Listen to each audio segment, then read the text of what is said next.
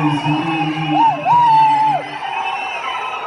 రాష్ట్రాలనే కాకుండా ఇతర రాష్ట్రాల నుంచి వచ్చిన ప్రతి ఒక్కరికి మా మెగా ఫ్యాన్స్ అందరికీ హృదయపూర్వక నమస్కారం. అలాగే మీకు నూతన సంవత్సర శుభాకాంక్షలు, అలాగే ముందస్తుగా సంక్రాంతి శుభాకాంక్షలు.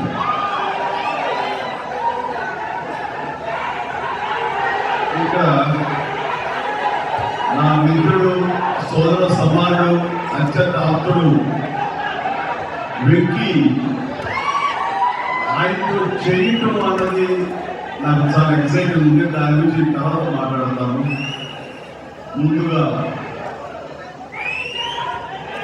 ఏంది వెక్కి సంక్రాంతి అంటే అతని పోతే సంక్రాంతి అని, ఏంది మాసు సంగతి అంటే మనదే కదా సంక్రాంతి అని, 29వ సంక్రాంతి అని అంటాం.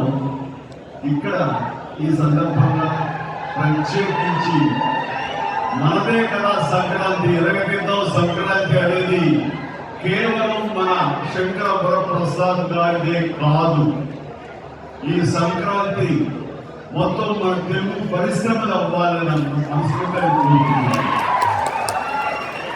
అందరికీ డార్లింగ్ ఇందామా అనిల్ చెప్పారు, ప్రభాస్ రాజా సాబ్రాయ్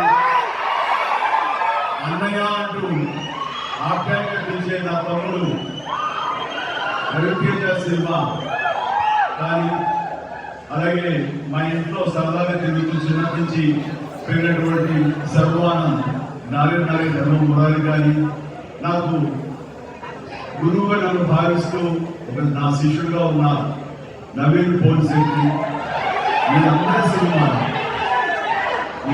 సినిమాలు కూడాను ఈ సంక్రాంతి సూపర్ హిట్ అవ్వాలని, తద్వారా వారికి విజయం లభించడమే కాదు, తెలుగు సినిమా పరిశ్రమకు, నిర్మాతలకు, బయ్యలకి వీళ్ళందరూ కూడా సుభిక్షంగా ఉన్నప్పుడే అదే నిజమైన సంక్రాంతి. ఆ సంక్రాంతి కావాలని కోరుకుంటున్నాం, జరుగుతుందని ఆశాభావం వ్యక్తం చేస్తాం. అది మీరు ఇచ్చి తీరుతారనేటువంటి ప్రకారం నమ్మకం అయితే నాకు. ఈ 2026 సంక్రాంతి తెలుగు పరిశ్రమ మర్చిపోకూడదు. అలాంటి సంక్రాంతి మీరు మాకు ఇవ్వాలి. ఎందుకంటే కూడా ప్రతి cinema comedy genre, family genre తోటి, ఎంటర్టైన్మెంట్ జోనర్ తోటి పర్ఫెక్ట్ సంక్రాంతికి వచ్చే సినిమాలు ఇవ్వండి, సంక్రాంతి నచ్చే సినిమాలు ఇవ్వండి. కాబట్టి ఈ సంక్రాంతి అన్ని సినిమాలు బాగాడతాయనుకున్నాను. ఆడేలా చేసే బాధ్యత మీది. దయచేసి అన్ని సినిమాల్ని థియేటర్కి వెళ్ళే చూడండి, థియేటర్లో ఆస్వాదించండి, అలాగే మీరు ఆశీర్వదించండి కూడా.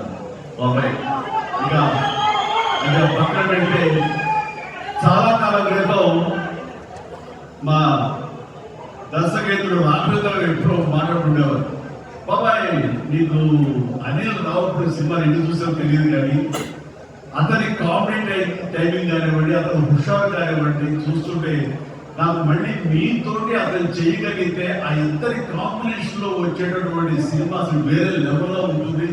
ఐ విష్ త్వరగా చేయాలని, తెలవాలని నేను కోరుకున్నాను. అది ఎప్పుడొస్తో ఏంటో తెలియదు, ఎన్నో సంవత్సరాలు చదవన్నారు. కానీ సరిగ్గా లాస్ట్ ఈ సంవత్సరం బిగినింగ్ లోనే ఆయన చేతుల మీదగానే క్లాప్ తోటి ఈ సినిమా ప్రారంభించారు.